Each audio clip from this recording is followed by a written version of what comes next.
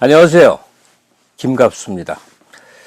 원래 저는 정체성이 시인이었는데 어떻게 하다 보니 오랜 세월 동안 문화평론가 이런 이름을 달고 활동을 해왔습니다.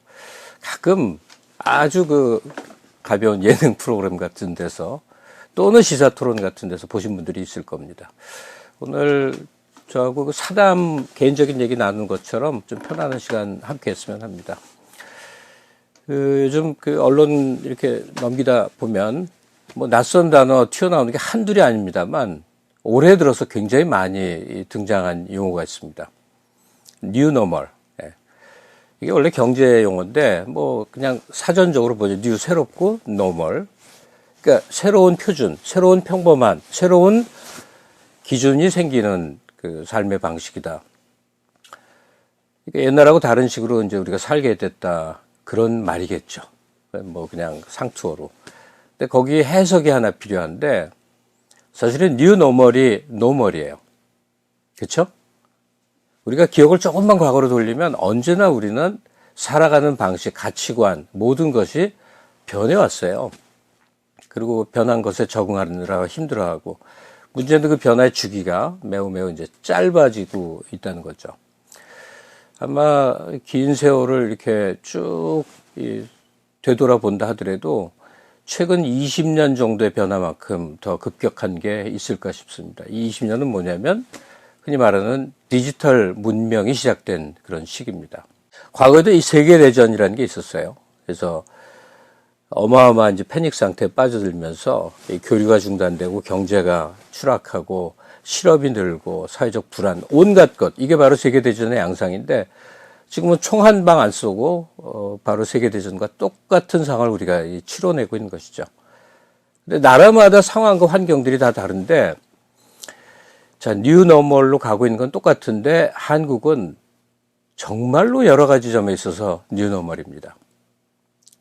저 어릴 때만 하더라도 절약을 해야만 돼요. 아껴 써야 되고 저축해야 되고 지금 보면 정반대 얘기하죠. 소비가 안 돼서 경제가 안 돌아간다.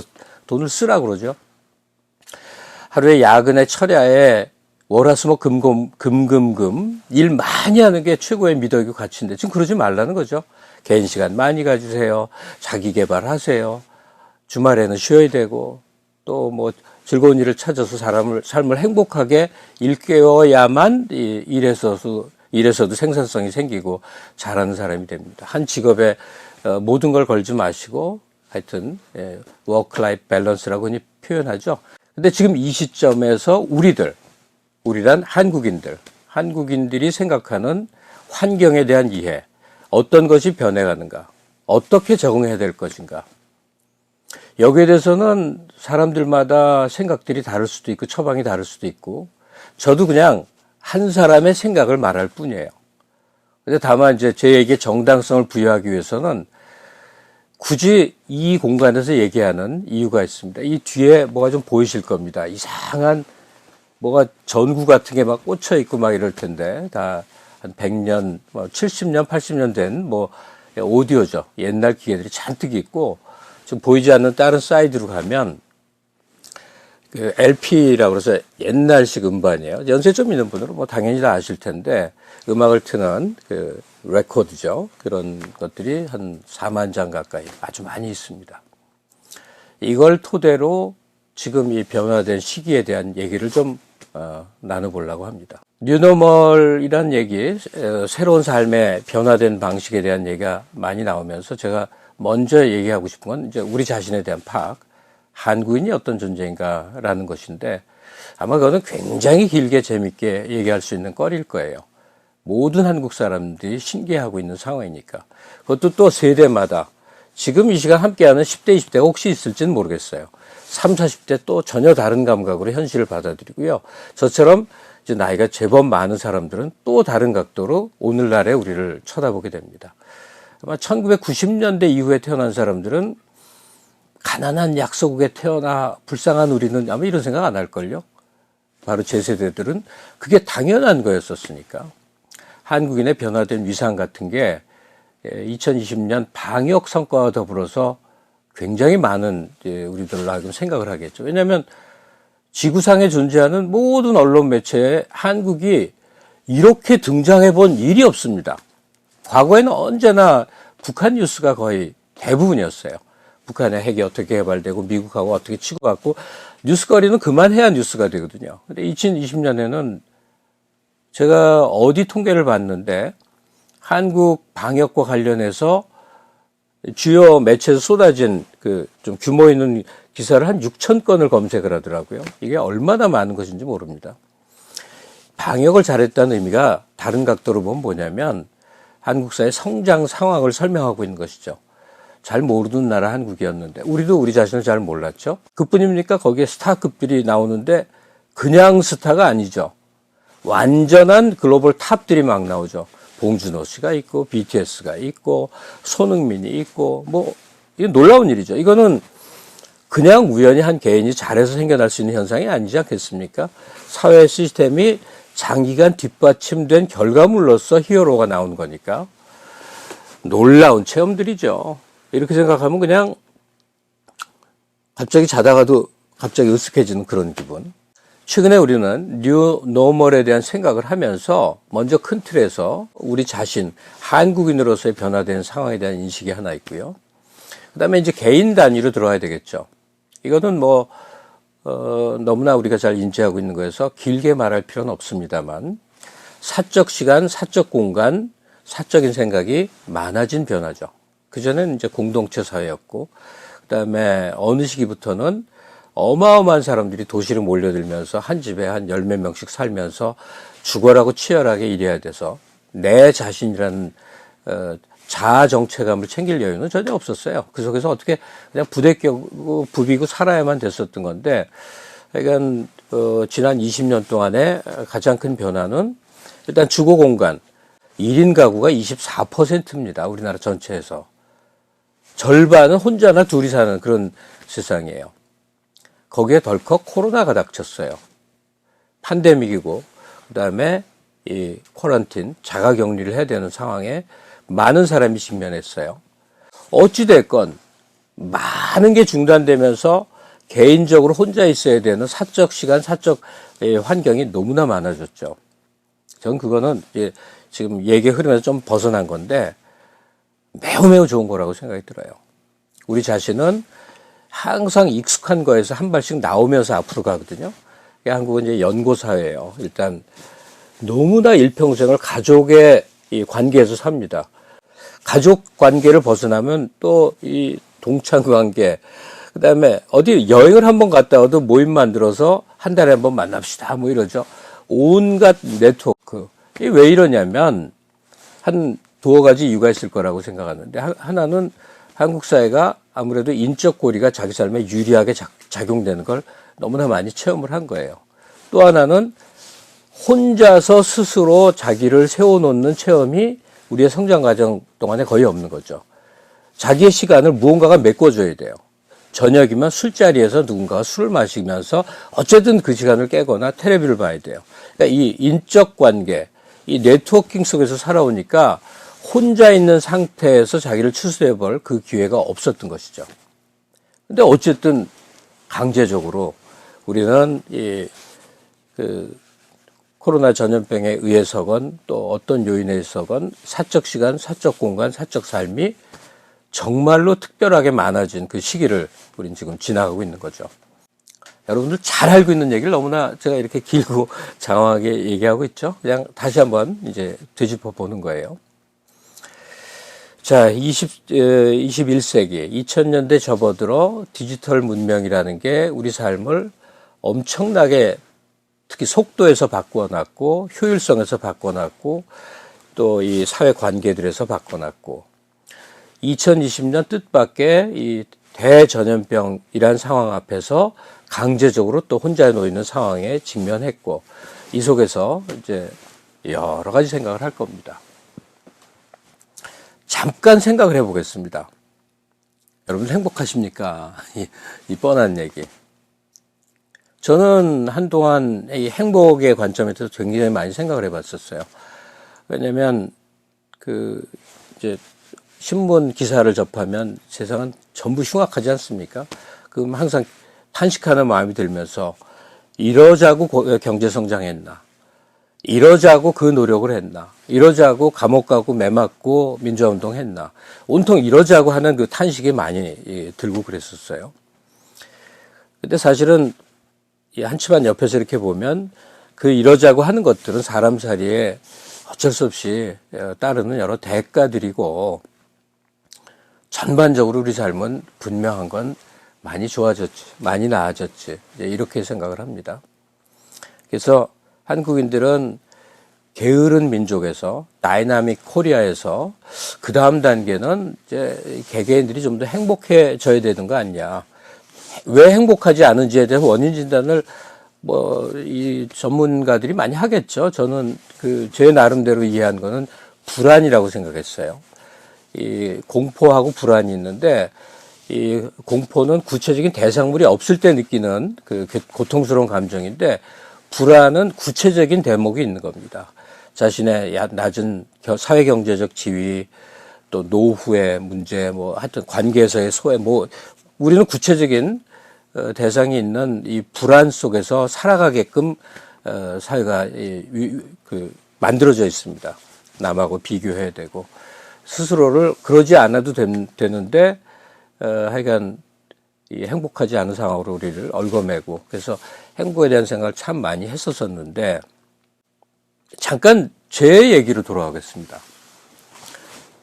사람마다 자기 삶은 특별합니다. 안 그런 사람 없어요. 평범해 보인다는, 평범이 존재하지 않습니다. 왜냐하면 자기 삶의 체험은 누구에게나 유일하기 때문에 그런 거죠. 저도 그렇습니다. 저는 지금 자가격리라는 상태를 어쩌면 일생을 해온 사람이라고 할 수 있을 것 같아요. 좀 이상하죠?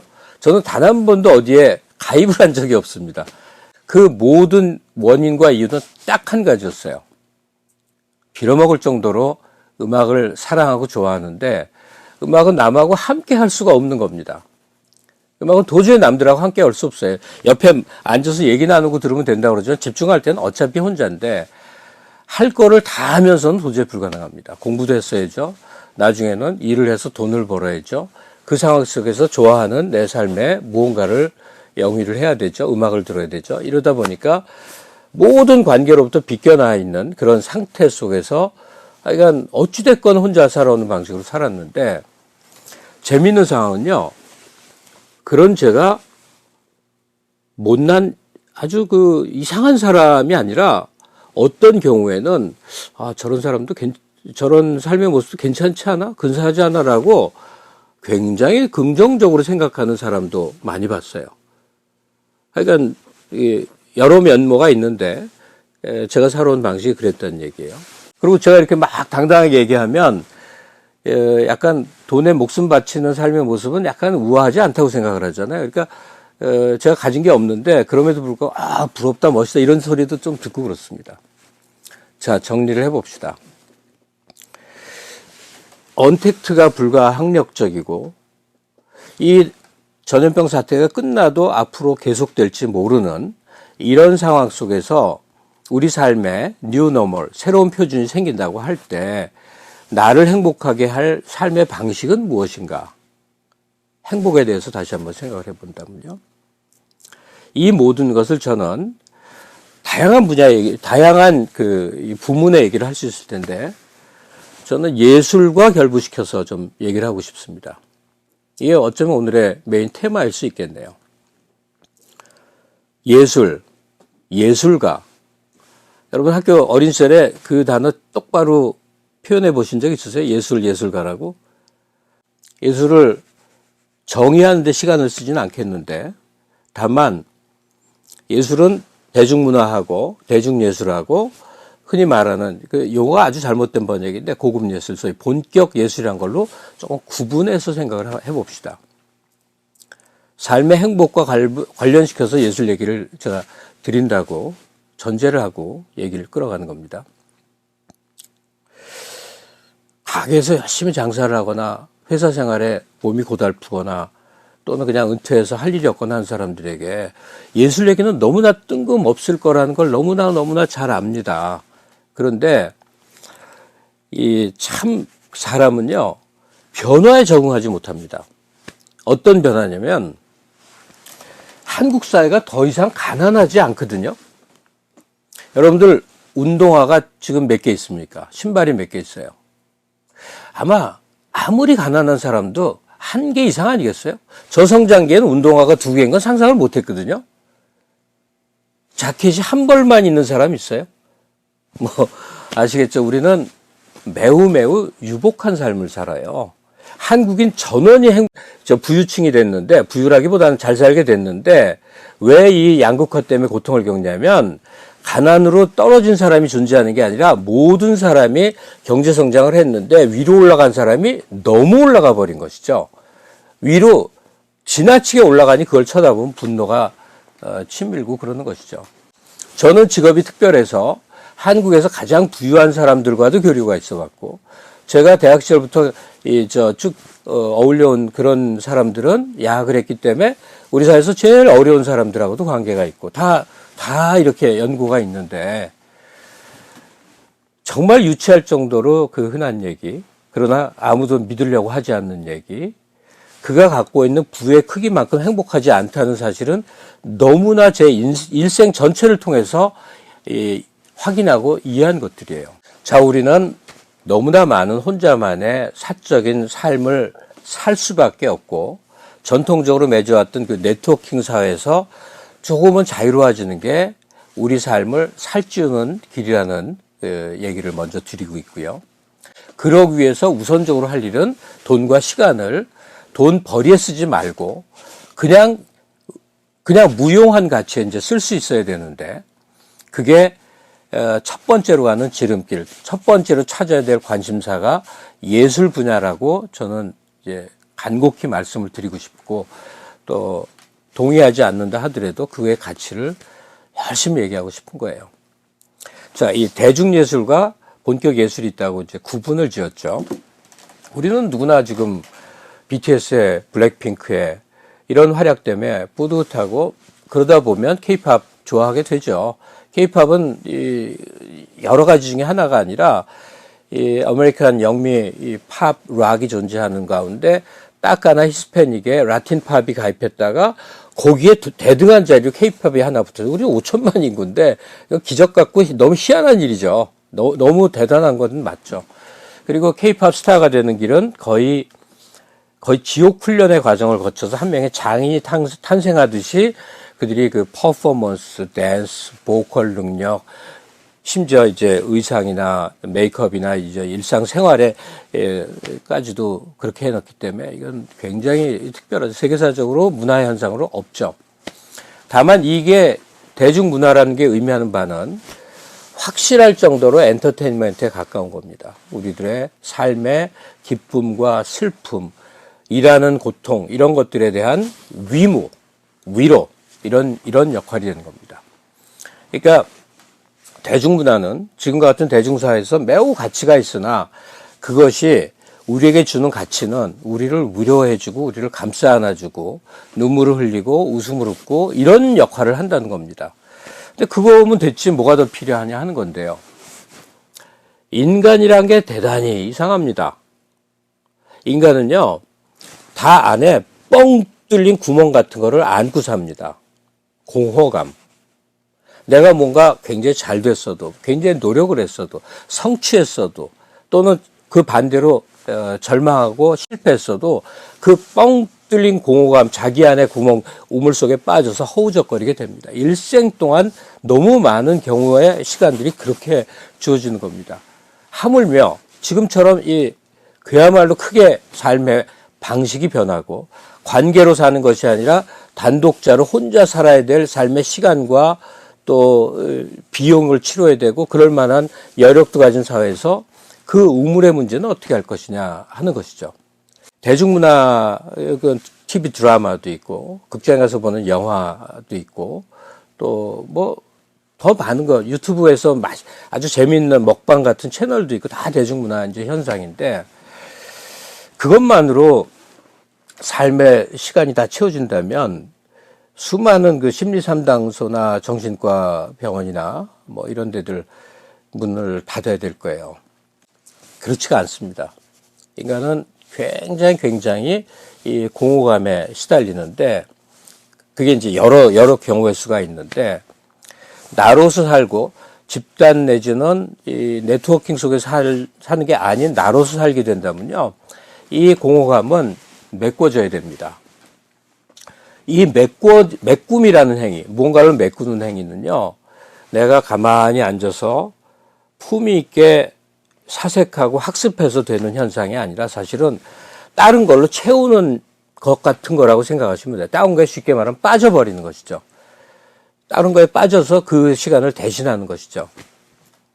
그럼 제가 대중문화하고 다른 본격 문화라는 얘기를 드렸는데, 그 본격 문화라는 것은 원래 발생할 때는 다 동기가 다 다른 거예요. 그러나 우리 현대인들에게 작용하는 바는 공통점을 갖습니다. 뭐냐면 인간이 다다른 아주 높은 어떤 상태를 의미해요.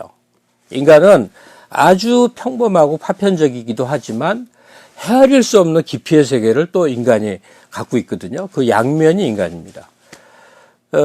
특히나 이 학교를 다니신 분은 그 전공 분야가 있다면 전공의 전문서를 한 번이라도 봤다면 얼마나 끔찍하게 헤아릴 수 없는 어려움 깊이의 세계인지 우리 잘 알고 있잖아요. 그러니까 그것을 전공자가 아닌 모두가 보편적으로 누릴 수 있는 도구로서 현재 사용되는 것이 본격 예술, 본격 문화라고 하는 것입니다.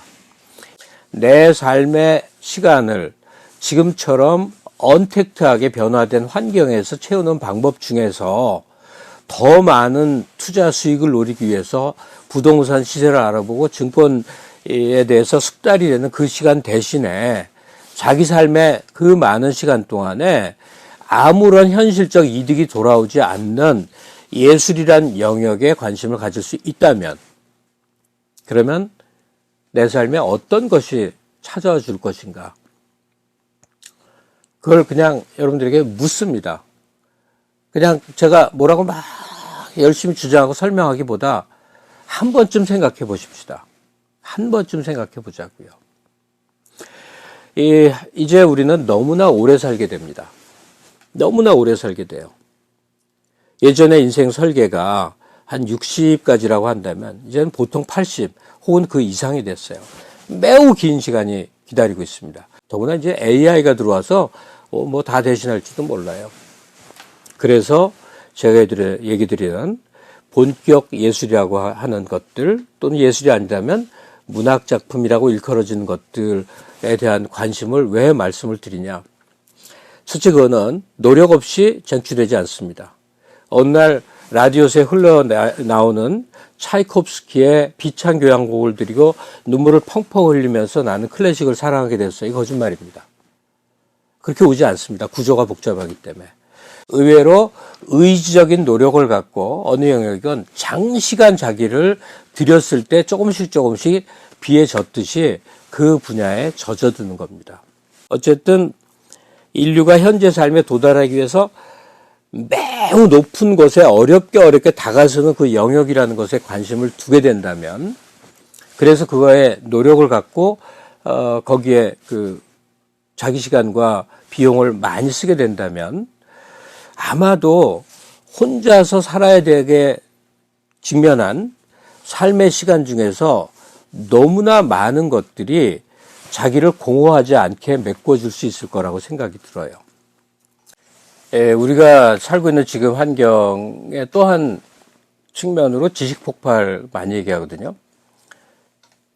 준전문가급으로 그냥 우리 대중들이 각 분야에서 관심만 좀 가지면 쉽게 접촉이 되니까 너무 많은 걸 이제 알게 되고 알아야 되고. 그 봉준호 감독이 기생충 수상을 하고 나서 말이에요. 유튜브 들어가 보신 분들은 알 텐데 굉장히 많은 이제 그 작품을 분석하는 영상들이 있었거든요. 그러면 그 한 영화 한 편에 얼마나 많은 디테일들이 숨어 있는지를 굉장히 많은 사람들이 찾아내요. 몇십 가지의 디테일이 서로 유기적으로 관계 맺고 그걸 더 영화를 재밌게 하거든요. 지금 공연으로 먹고 사는 사람들을 난리가 아니지 않습니까? 근데 조금씩 길을 찾고 있는 것 같아요.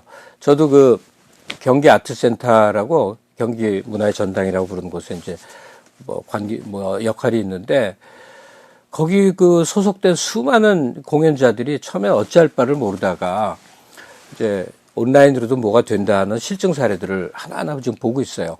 대표적인 게 우리 방탄소년단이 올해 2번 있었던 그 온라인 공연이죠. 특히 두 번째 공연은 8개의 화면을 선택할 수 있게 팔각 화면으로 해서 보는 사람에게 아주 다채로운 선택을 주고 그랬는데 이거 점점 아마 강화될 텐데 뉴욕 필하모니 같은 경우도 뭐 공연할 방법이 없으니까 온라인으로 계속 하는데 의외로 많은 데들이 그렇습니다. 과거에는 이제 시간은 과거에서 현재에서 미래로 가는 거 이렇게 시간의 화살표라는 그 유명한 그 물리학자의 얘기가 있죠. 근데 지금은 뭐 거의 어려운 얘기로 그냥 양자역학 수준입니다. 별개의 것들이 동시에 존재하죠. 왜냐하면 지금 진행되는 게 전부 저장이 되지 않습니까? 가서 오질 않는 게 아니라 다 저장되는 시간들을 우리는 반복해서 볼 수 있어요. 미래는 오지 않아도 시뮬레이션으로 또 가능해요. 이게 시간이 뭔 줄 모르겠어요. 과거는 기억이고 현재는 오관의 느낌이고 미래는 상상이라고 그랬었던 거거든요. 원래 시간의 기초가. 근데 이제 우리가 아는 시간은 다 미리 앞당겨 보거나 저장되거나 하는 것들이에요. 과거도 현재도 미래도 다 달라진 거죠. 다시 말해서 내가 내 삶의 시간을 수명만큼 사는 사람도 있고요. 수명의 몇백 배를 살 수 있는 여지도 있는 거예요. 근데 그 삶의 시간을 이제 확장시켜 주는 것들, 느낌, 생각, 감흥, 이런 것들을 마구 늘려놓는 것들이 이제 흔히 예술작품이라고 하는 거니까 내 삶의 시간을 많이 확보하는 그런 방법이기도 하죠. 그리고 그거는 그렇게 그 돈을 버는 거하고 정반대 이제 시간을 쓰는 시간인데 그거의 재미는 그 돈 써본 사람 알 텐데 시간 쓰는 재미는 정말 짜릿하죠. 정말 짜릿한 겁니다. 제가 늘 얘기를 하는데 어느 날 자기에게 익숙하지 않은 게 확 좋아진다는 게 굉장히 힘듭니다. 근데 내 삶을 좀 채워야겠어라는 의욕을 갖고 앞으로 삶은 이런 방식으로 변화돼서 오랜 세월이 가고 나는 혼자의 시간을 더 많이 보내야 될 텐데 이 시간을 그냥 이렇게 유흥의 방식으로 계속 갈 수는 없는 것 같아서 무언가 의미를 좀 찾고자 한다면 의식적으로라도 문화예술의 공연물을 접하는 건 분명히 좋은 일입니다. 분명히 좋은데 그게 딱 들여다본다고 바로 좋아지지 않는다니까요. 자꾸 어디 전화할 때 생각나고 전화 오고 다른 할 일 생각나고 계속 이렇게 이 공연장을 가면 딱 거기 2시간이면 2시간 갇혀 있는데 온라인으로 오게 되면 굉장히 자유로워지니까 조금 보다 끊다가 다시 이어보다 이러면서 그냥 그 감동도 재미도 다 놓친 수가 많은데 이게 뭐냐면 영어 단어로 컨텍스트라고 표현을 하는데 맥락을 알아야 되거든요. 맥락. 그 돌아가는 얘기. 그 암이라고 해서 방탄소년단의 그 팬클럽이라고 요즘은 표현 안 하던데 그 사람들은요. 굉장히 애착과 자기 노력들을 합니다. 왜 그러냐. 이들이 노래가 물론 좋아서 그렇겠지만 사실 히스토리가 안겨준 그 서사성 때문에 그래요. 아무것도 없는 애들이 지금의 모습에 오기까지를 같이 했거나 나중에라도 알게 됐거든. 맥락에 대한 이해가 있으면 애착도 사랑도 무엇보다 이해하는 것도 굉장히 달라지거든요. 그러니까 지금 공연자들이 무대에서 뭘 하나 올릴 때 그 노력들을 어떤 방식으로 어떻게 하는지를 우리 대부분은 모르는 수가 많습니다. 근데 제가 아까 예를 든 게 기생충 그 화면에 담겨 있는 수많은 디테일들 우리가 놓치는 메시지들이 그렇게 많다고 그랬죠. 공연자들은 다 그렇게 하거든요. 그래서 자기가 포착하는 만큼 포착할 수 있는데 과거처럼 이 실질 공연장에서 한번 휙 지나가거나 영화 한 편 쓱 보고 지나가는 게 아니에요. 이거는 반복 시청을 하면서 굉장히 많은 걸 얻고 이렇게 확인해 나가는 것이거든요. 그래서 앞으로 이 온라인 공연의 형태로 문화예술 작품들이 펼쳐져 나갈 일은 아주 명약관화한데 첫째 나는 거기에 대해서는 의식적 노력을 해야 된다. 이거 내 시간 대충 때워주는 이런 게 아니라 약간은 조금 더 나한테 의미 있는 거라고 생각을 해서 집중적으로 봐야 된다. 그리고 괜찮은 거라면 반복해서 본다. 그러면 이런 게 있었구나, 의미를 찾는다. 이게 축적되면 뭐죠? 그게 그 사람인 것이죠. 그 사람이 많이 시간을 보내고 그 사람이 입에 많이 올리는 게 그 사람이거든요. 자, 제 얘기에 마무리를 짓도록 하겠습니다. 저는 어쩌다 보니까 중학교 때 어떤 형태의 음악을 좋아하게 되면서 지금 60이 넘은 지금 나이까지 일생을 그렇게 했어요. 그래서 사례로 얘기하는 겁니다. 인간들이 혹은 인류가 문화예술 작품이라고 말했던 것들은 그냥 보통 게 아닙니다.